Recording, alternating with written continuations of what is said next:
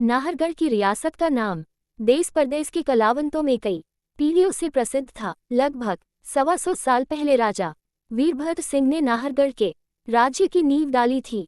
वह चित्रकला, संगीत व नृत्य का पारखी माना जाता था। उसके जमाने में कला व संस्कृति परवान चढ़ने लगी थी। तीसरी पीढ़ी में उसके पौत्र राजा धनंजय सिंह के जमाने में तो देश परदेश के कलाकर्मी आते थे, अपनी कला के जौहर दिखलाते और मान सम्मान तथा पारितोषिक पाकर धनंजय सिंह की जय जयकार करते हुए अपने घर जाते। उस जमाने में राजा प्रजा दोनों पर ही कला का जन्म सवार था, पर जैसा कि प्रकृति का नियम है, समय में बदलाव आता रहता है। राजा धनंजय सिंह के पुत्र विक्रम सिंह को कला व संगीत से कोई लगाव न था। विक्रम सिंह के राजगद्दी पर बैठते ही नाहरगढ़ में कला की तो मानो मौत सी हो गई हो।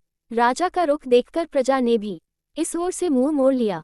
राजदरबार की महफिल किंवदंतियां बनकर रह गई, क्योंकि राजा विक्रम सिंह ने कला व संगीत को पारिश्रमिक और प्रोत्साहन देना बिल्कुल बंद कर दिया। इक्का दुक्का तो बहुत मामूली इनाम पाकर जाते, जो कभी दोबारा इधर मुंह न करने की कसम खाकर ही जाते। बनारस की प्रसिद्ध नर्तकी गौहरजान ने अपनी नानी से नाहरगढ़ की सखावत के बड़े किस्से सुने थे। नानी ने उसे रत्नजड़ित हार भी दिखाया था, जो महाराज धनंजय सिंह ने प्रसन्न होकर उसे बख्शीश में दिया था।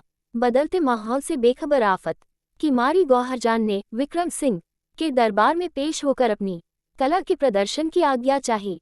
विक्रम सिंह भी उस दिन प्रसन्नचित था, अतः उसने आज्ञा दे दी।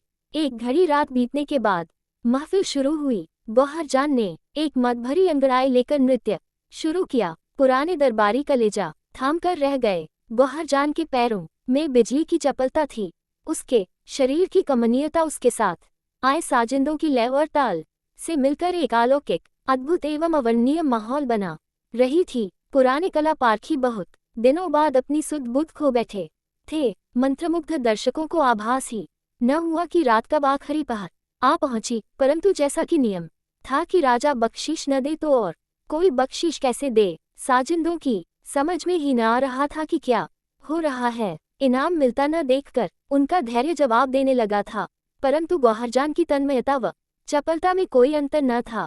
वह इस मुग्ध भाव से नाच रही थी, जैसे काले बादलों के छा जाने पर मोर नाचता है। तभी एक जवान तबलची की ताल लड़खड़ाई। गौहरजान के थिरकते पांव थम गए। फिर उसने संभलकर जवान तबलची की ओर देखकर तोड़ा उठाया और नृत्य फिर प्रारंभ कर दिया। तोड़े के बोल थे, घनी गई थोड़ी रही, वह भी बीती जाए, कह नटी सुन तबलची, ताल चूक न जाए। कला पारखी दरबारियों ने दर्द भरी आवाज सुनकर राजा विक्रम सिंह की तरफ देखा, परंतु वह तो पत्थर की मूरत बना बैठा था।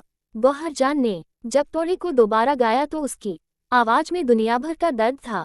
तोड़ा खत्म होते होते एक गजब हो गया। महफिल व राजदरबार के नियमों की परवाह न करते हुए एक हृष्ट पुष्ट अधेड़ साधु ने अपना एकमात्र कंबल, जो वह सर्दी की रात में ओढ़े हुए था, उतारकर नर्तकी को बतौर बख्शीश पेश कर दिया। उसके तुरंत बाद ऊपर जनवासे में चिक के पास बैठी राजकुमारी ने अपने गले से कीमती हार उतारकर नर्तकी पर न यौछावर कर दिया। राजकुमारी के बाद उसका भाई सोनभद्र कैसे पीछे रहता। उसने अपनी हीरे पन्ने की अंगूठी गौहरजान को दे दी।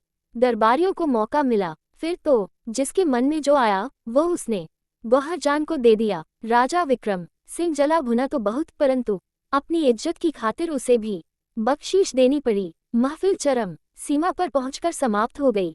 साजिंदे सामान समेटने लगे। दरबारियों ने घनी खम्मा अन्नदाता कहकर रुखसत ली, परंतु राजा विक्रम सिंह ने उस अधेड़ साधु, राजकुमारी, राजकुमार तथा नर्तकी को वहीं रोक लिया। सबके चले जाने के बाद राजा ने उस अधेड़ साधु से पूछा, बाबा, सर्दी की इस रात में तुमने एकमात्र कंबल इस नर्तकी को क्यों दिया? साधु कहने लगा, महाराज, गौहरजान के रूप और सौंदर्य ने मुझे इतना मुग्ध किया था कि मैं संन्यास छोड़कर दोबारा गृहस्थ बनने की सोचने लगा था, परंतु जब उसने वह तोड़ा उठाया, घनी गई थोड़ी रही, वह भी बीती जाए, कह नटी सुन तबलची, ताल चूक न जाए, तो मुझे लगा कि मैंने सारी उम्र भगवान के भजन में गुजार दी और अब जिंदगी के अंतिम हिस्से में गृहस्थ के मोहपाश में बंधने जा रहा था।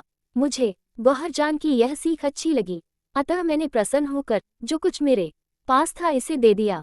अब राजा ने वही प्रश्न राजकुमारी से पूछा। राजकुमारी पहले सकुचाई, फिर बोली, पिताश्री, क्षमा करें, मेरी आयु लगभग 28 वर्ष की हो चुकी है।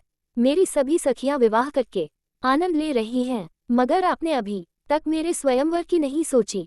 मैंने मन बना लिया था कि मैं सेनापति के लड़के के साथ भाग जाऊंगी, परंतु नर्तकी के तोड़े ने मुझे सोचने पर मजबूर किया कि आज नहीं तो कल आप मेरे स्वयंवर की सोचेंगे। अतः मुझे कुल पर ये कलंक नहीं लगाना चाहिए। अतः मैंने गौहरजान को अपना हार भेंट में दे दिया, जिसने मुझे कलंक से बचाया। सवाल दोहराए जाने पर राजकुमार ने उत्तर दिया, पिताजी, क्षमा करें, मैं 45 वर्ष का हो गया हूँ, कहने को युवराज हूँ, परंतु मेरे अधिकार क्या हैं?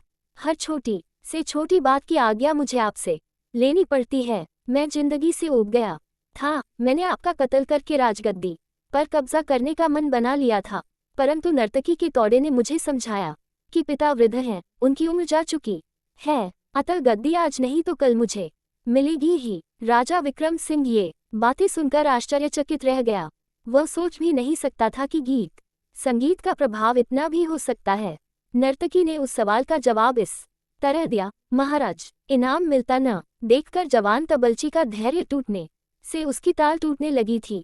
अपने तोड़े से मैंने उसे सीख दी थी कि इनाम तो मिलता ही रहता है, अगर कभी इनाम न भी मिले तो कला की इज्जत के लिए उसे धैर्य नहीं खोना चाहिए। राजा विक्रम सिंह ने अगले दिन राजदरबार में 3 घोषणाएं की। 1. राजकुमारी का विवाह सेनापति के लड़के के साथ किया जा रहा है। 2. गौहरजान को राजनर्तकी नियुक्त किया जाता है। 3. राजकुमार ज्ञानवहद्र को राजगद्दी देकर वे स्वयं उस साधु के शिष्य बनकर संन्यास ले रहे हैं। इस तरह नाहरगढ़ में गौहरजान की बदौलत कला व संस्कृति का मान सम्मान लौट आया।